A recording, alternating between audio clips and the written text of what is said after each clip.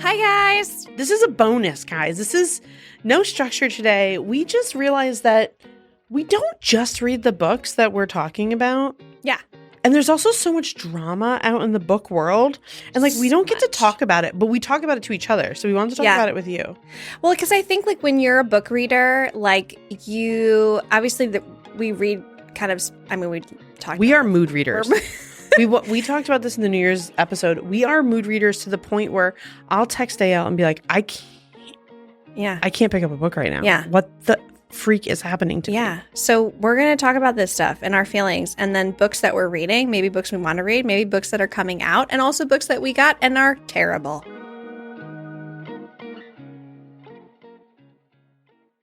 I do just want to say we are coming off the Onyx Storm high. Yeah. We By Rebecca Yarros. we are recording this in the beginning, well, like the second week of February, right? Is it the second week of February-ish? Yeah, because Valentine's Day is coming. Yeah. So Just kidding. This is an evergreen episode. Yeah, but that's okay. We're talking about this is when we read Onyx Storm. Yeah. So Fair. it doesn't matter. We need you to know that we finished it very quickly. Mm-hmm. We have thoughts. Yeah, I think with this one, I thought or had every intention to reread the two first books to kind of like have a good, like I did to a point, but then I just ran out of time and I just couldn't wait any longer. So just dove right on into the Onyx Storm and I was lost. Yeah, so I did both of the graphic audiobook versions because I've never done them before. Also, guys, spoilers. Oh, so many spoilers. Spoilers. Spoilers. So please leave now. I've never listened to a graphic audiobook, like the graphic version. So I did that for these two because I thought it could be different, for the reread. We've already talked about the fact that I'm possibly a serial killer and I listen to my audiobooks on 2X and... Wait, the graphic novel? Was hilarious. It's like, and then she was walking upstairs and Violet was like, bang. And the kids, and you hear the dragons are like, rawr, rawr, rawr. They sound like cats instead of roars. So I had to go down to 1.5 because literally the dragons, instead of roaring, Sigale and Taryn would be like, meow. Sounded like cats. So, and when Violet and Zayden were getting it on, it was like, wee. It was like, I can't do this. I cannot do this. Stop. That's one of the reasons I had a hard time with, I did it for ACOTAR when I went back to read my reread, like the third time I did it. I was like, you know what? I'm going to try the graphic version. And at first I was like, this is great. I really like this. And then the kissing started and I was like, You know what I didn't love with this one? Like, I liked them being different. Like, I told everyone, only do it if you've read the book more than once. 100%. Do not ever go into it like, oh, I'm going to start reading. Start with that. Because you're going to miss so much. The vibe is different. Completely different vibe. I like this because you did get to hear, once I slowed it down, you did get to hear the not cat dragons fighting. And I really liked that. But, it's like the Quinn audiobooks. Have you listened to those? They're like graphic audio, like they get like really hot voices on there and they're like, they read like not actual audio books, but like, I don't know how to describe it without getting banned. But I don't think I know this. Maybe I should. All right. Well, all right. Quinn, if you want to sponsor us. Yeah. Okay. Big fan. Okay. I mean, they get some names to read these books, girl. Some names. I like it. That's what I was expecting. Mm-hmm. But then you got like Violet and Zayden, they're like, ugh. And I was like, that is not what you sound like in my head. So I think that takes you out of it a little bit too, because like when you're reading or I like physically reading and then listening, right? Audiobook and having the paper version of the book. Which you can't do with the graphic because you're like, I don't even know where I am. They don't say all the words that are written. So like when you're listening to an audiobook, your standard audiobook, they're reading what you're reading. Now, if you're listening to a graphic novel, it doesn't say all the words because it's making the sounds. If it says, and she slammed the door shut, it's just the door slamming shut. Exactly. Okay. Or the kissing or the description of what's happening is just a sound. Yeah, which I really enjoyed. I'm just going to say that. Yeah. Onyx Storm, we're not going to spoil too many things. No. This was definitely a filler book. She's definitely setting up a lot of storyline. Yeah. The first half of the book, I was like, what's happening? I think what I struggled with... I still don't know who Llewellyn is or what a Llewellyn is. I know it's a location. It's also a person. I don't understand. There's what? 2 of them. It's a location and a person? Also, so many people. Who are all these people? There's the most people. The most people. Every of the people. I don't understand. I don't either. And also take all of the fan casting that we did for the show, throw it in the trash. Yeah, please do. Because we were wrong. Please. That's all I'm going to say about that. Yeah. Because there's just too much. There's so many theories. Fair. I have so many theories. Fair. I need to know who the other brother is. I have ideas about the other brother. I don't trust Brennan. Yeah. These are all things that we've talked There's about. a lot. I also think, too, like with the upcoming screen adaptation of Fourth Ring, we have a lot to look forward to, but I'm also a little bit nervous. The most nervous. I hope we don't have another... Anyway. How about Hoover? Yeah. Hi, Hoover. That whole situation, we are choosing to stay out of it. Yeah. There are more educated people than us. If anyone's wondering, yes, we have watched and read. But it's not, there are more educated people than us making much more educated statements. Just going off of that. In the Lion, Witch, and the Wardrobe episode, the clip that we put on our TikTok, if you listen to the actual podcast, a little different, but the clip we put on our TikTok, I said C.S. Lewis has come out to say instead of had come out to say, and I was reading a quote from C.S. Lewis. We do know he is dead. I am aware he is dead. That is one of the most hilarious things to make. The comments that you guys left, there's like a Johnny guy who left a comment in the comments and said that is a wild sentence and I need to know how that got there. I was cackling. Yeah. It was so funny. It's incredible. I just laughed so hard. Also, I think it's important to point out, like when we put stuff out on TikTok, it's a very short clip. I kind of like though. And it's very out of context a lot of the time, and that's the point, right? We got roasted. People are like, this is just a summary of the book. You kind of like... I get you probably don't know the podcast. Our podcast is called Watch It or Read It. So we were comparing the differences between the two. But it's also very funny. Like, please keep commenting. Because when they're funny. We love engagement. Oh, my God. It makes me laugh so hard. So talking about intelligence, that is just one of the most hilarious mistakes I've ever made. Also, I do just want to say, we really upset some people in the... Lion, Witch, and the Wardrobe community. Yeah. I still stand by the fact that I think Aslan is sexy as fuck. Yeah, agreed. So sorry if that offends you. Agreed. That's all I'm going to say about that. It's a character, right? A good one. He's a sexy beast. He's so sexy. What are you reading right now? Okay, so, I just finished Daisy Jones and the Six. Yep. I am in the process of doing a reread. Of Shadow in the Ember. Okay. And I also decided to, on a whim... Wait, this is so funny. take a recommendation from the TikTok based on tropes that I was like, yes, I will love this book. It's going to be great. Now, I have Audible because I love a good listen.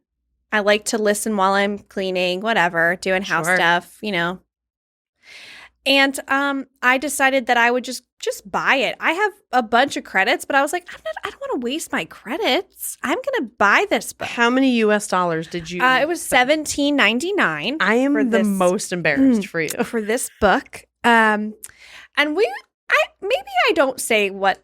No, because you know what, an author wrote a book and put it out. Yeah, which is something we have never done. Nope, not. I think that maybe it wasn't a human author. I think that maybe it was an AI author. I'm going to have to agree with you via the excerpt I was read. Yeah. So this book, which is, in the world of fantasy, one might say romantasy. And I really enjoy a romantasy. It's my happy place. It's your jam. And I like to escape there. And I decided to, read this book, and I started listening to it, and I got about maybe like 0.1 second in. Fantastic. And the characters had just the most interesting of names. Could you give us a name? So one was a tall, sexy man. And it's not just him being described as a tall, sexy man. That is his name. Guys, this is not an exaggeration. She played me an excerpt from this book. What was the other one? Green-eyed girl? Green-eyed girl. And handsome boy. Handsome boy. That sounds like something you'd call a dog. It's great. It's real enjoyable. How far'd you get? 10 minutes in. That's actually commitment, because I think if I heard someone be like, once I realized that the characters' names were that, because there are no other names that you could decide. There was like a Joshua randomly thrown in there, intermixed with sexy tall man and handsome boy and green-eyed girl. Yeah. So, I would say let's, dive a little deeper into the Rex before you buy a book. I can't believe you spent US dollars on this. Solely based on tropes. Lesson learned. Yeah. I've learned my lesson. I have also done that and really enjoyed the book that I was recommended. Same. But I think it was a person telling me about this book, and not so much just like a you flip through and it tells you yes. That's where I went wrong. So maybe real human people telling me what books to read is a better way to go.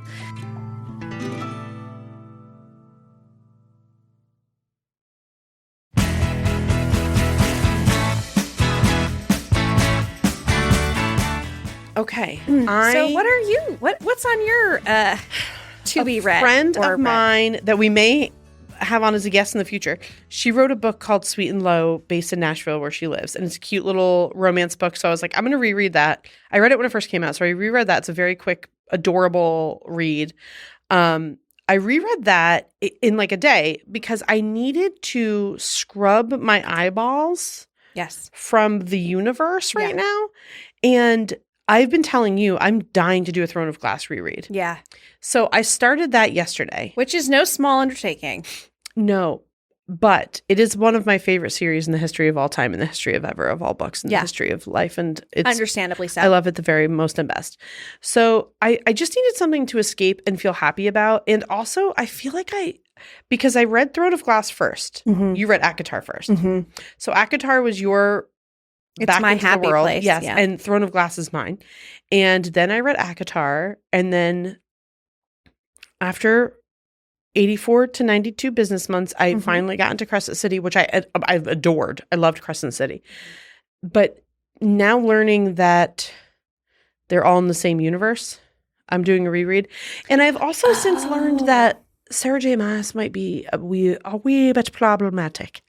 So I'm only using the editions I've already purchased. It makes me a little sad. But also I have Quicksilver on the docket, and When the Moon Hatched, I'm halfway through.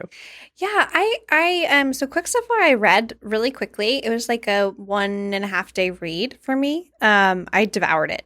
Yeah, you said you loved it. It was very different. It's okay, of course. It's not a literary work of art. We don't need that. This is something I do want to say, guys. It is okay to read a book and say, I enjoyed the shit out of that. Yeah. It was not the world's best writer. No. But I enjoyed it. But I love that about it because it makes me feel like I could read 100 of these books and every single one of them is incredibly entertaining. It does exactly what I need it to do. It takes me out of reality and I want more after I'm done. And that is exactly what it did. Okay. And it's a quick and easy read. I might pause the Throne of Glass reread because, like you said, it is a very big undertaking.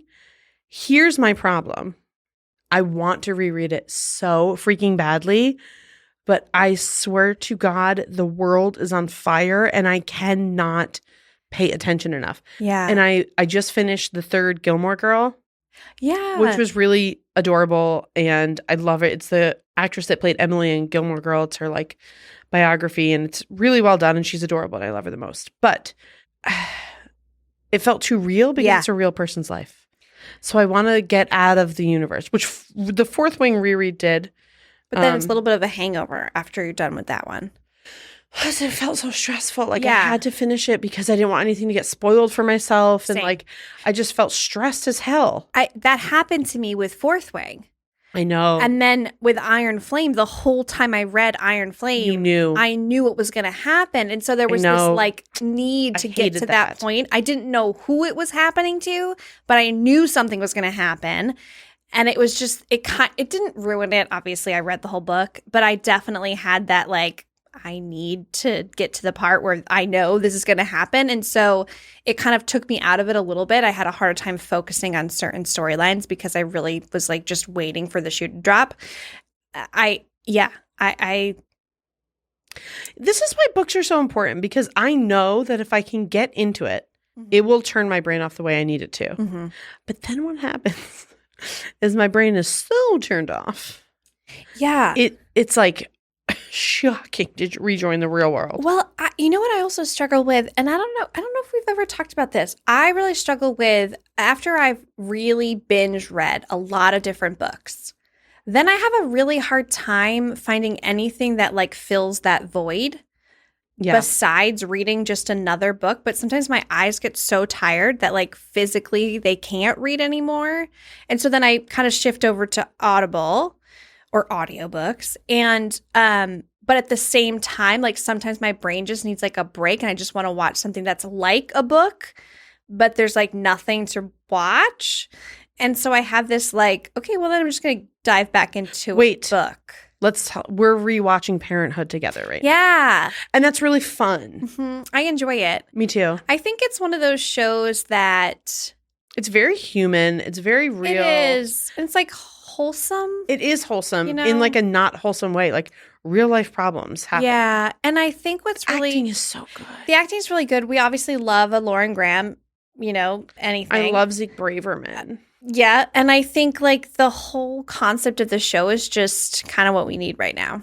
Yeah, and it's very similar to my family. Like we are all adults. My parents' house is the house we all go to for everything. Yeah. Half the time we're one's pissed at the other, and you know, like it's just it feels very comfortable. Yeah. Very can turn your brain off. Yeah. We just had recorded Daisy Jones and the Six, and so I had rewatched the show and rewatched the last episode twice because apparently I just wanted to cry. Mm-hmm. And that was fun because it's not in this time period, you know.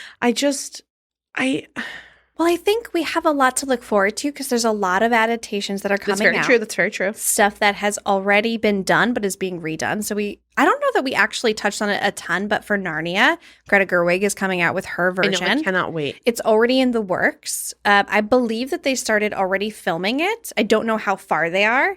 And then also, like, we have a new Pride and Prejudice coming out. Which is our jam. We're going to have to revisit that. Persuasion? No. Wuthering Heights.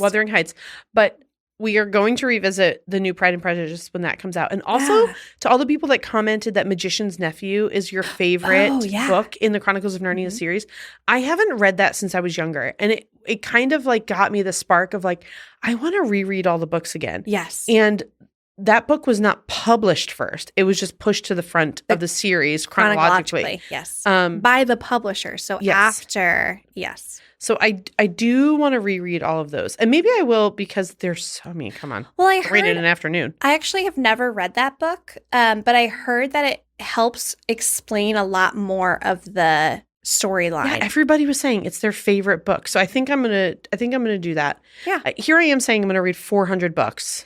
But this is our problem. This is what we do. We have 700 books for the personal, pod, yeah, and then personal is like 2,000. Yes. Oh, my TBR, I can't even. And book then buying is a hobby at this point. It's also like categories, right? You have like the books that you're like, can just read whenever. Then you have the books that are like, oh, I need to dedicate this time to read this. Then you have the books that you can listen to while you're doing other things.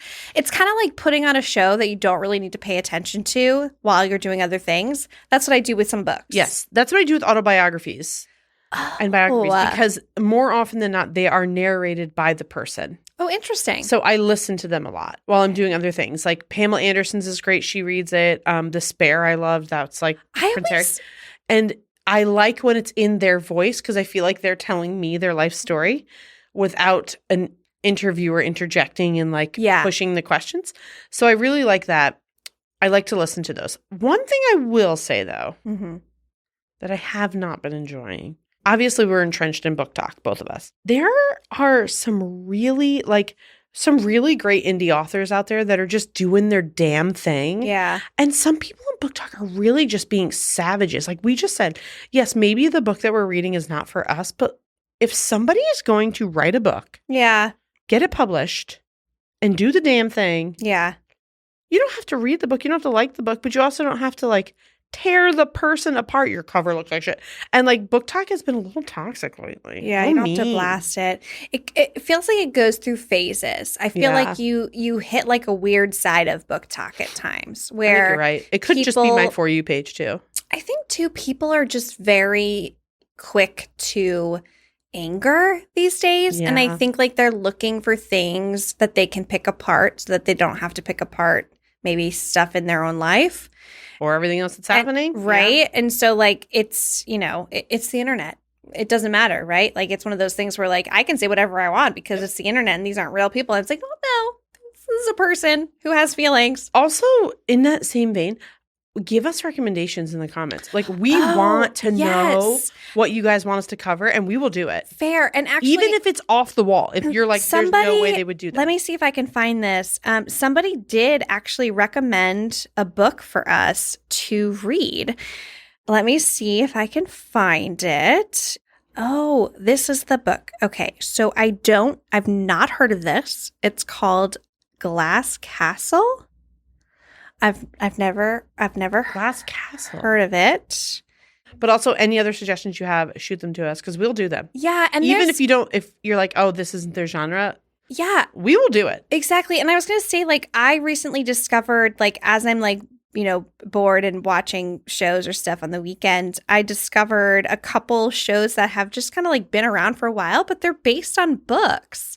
And I was like, oh, this is kind of a fun thing. So like the show Younger, I've talked to you about this. You really like that show. It's like I don't know. It's just one of those shows that like I can watch without having to really have any kind of brain process. And it's just enjoyable. And I really like Hilary Duff. I feel like she's pretty. She's the best. She's so chill. And like, I just enjoy her characters that she plays. And I appreciate the storyline of the show. It's kind of this mom who goes through a divorce and she's trying to like reclaim who she is. She's trying to get a job. She's really struggling. She can't get a job. She worked in publishing, couldn't get a job as a 40-year-old divorcee. So she decides to lie about her age, which is a little far-fetched. And she says that she's like a 26-year-old, but she's actually 40. It's a bit of a stretch. The actress, I think it's Sutton Foster. She's a big Broadway actress. Yeah. She plays in it. And I really enjoy her. Like, I think everyone in the show is just very likable. It's pretty low-key. But anyway, it's based on a book. And I found that really fascinating. And I also thought it was cool because the book, after the show came out, the author who wrote the first book wrote another book called Older. And it's about the story Younger, the characters in the show, writing a book about the show. It's Inception. It's a little book and show Inception. Exactly. And I don't know, I appreciate that. And I always think it's funny, like when I enjoy something and then I find out it's a book before knowing it's a book and then watching it. So, props to that. Yeah. It's a good time. We want more of those. So give us some suggestions. Yeah. Send them our way. I wonder which one of my 800 things that I just said I was going to read I'm actually going to read. Yeah. I feel like we need to hold ourselves. I have a long drive home, so maybe I'll pop something in. Although I'm a podcast, like I listen to podcasts all the time. Fair. Like all day, every day. Yeah. So I podcasted really hard, usually on my drive. But also with that, a lot of times they're like bringing up real world things. And I'm like, I can't right now. Yeah. Escapism. I can't right now. Escapism, if you've noticed, like the books we've been reading, there's a slight theme happening. Also very childhood escapism. Like, what are you talking about? Back to kids' time, which is great for us, but yeah. Because I also think sometimes you forget about these books as you become an adult, but then when you kind of dive back into them, we're not saying that every one of these books is something that you're going to want to read. Because we're not. We just talked about the fact that we need to do Matilda. We talked about this last week. Like one of my favorite old doll books. Yeah. Also like a 5-minute read. So why not? Also that movie. Oh my gosh. I know. It's so cute. I know. Okay. Talk about casting. Perfection.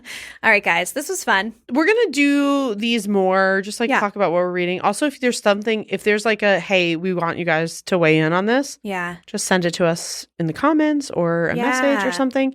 And if it's not super controversial and we think we can handle it. Yeah. We'll talk about it. Send it.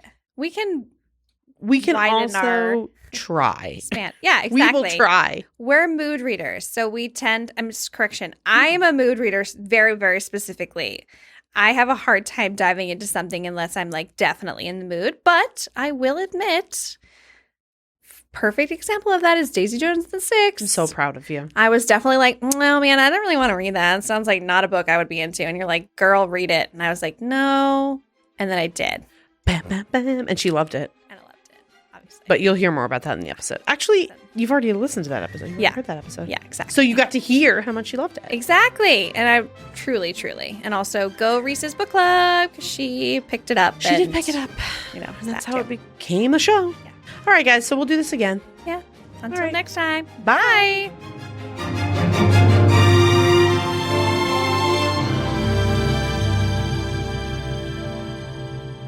Our editor is Katie Yonner. Our associate producer is Grace Heerman. And our senior content producer is Kyle Bosch. Our executive producer is Tommy West. And Watch It or Read It is produced by Gotham West Studios.